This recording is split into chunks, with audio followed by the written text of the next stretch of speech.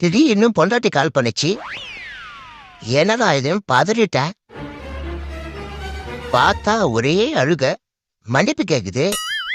இனிமே லைஃப் ஃபுல்லா உங்ககிட்ட சண்டை போட மாட்டேன்னு புலம்பலே. இனிமே நீங்க என்ன சொன்னாலும் கேட்பேன்னு உருகலு. நானும் ஒரு மாதிரி ஃபீல் ஆகிட்டேன். ஆனா யாரோட பொண்டாட்டின்னு தான் தெரியல. அப்போ உன் பொண்டாட்டி இல்லையடா? ஏன் பொண்டாட்டியா? அவளுக்கு தமிழ்ல பிடிக்காத ஒரே வார்த்தை மன்னிப்பு. ஆனா மச்சான், ராங் காலா இருந்தாலும் இப்ப வரைக்கும்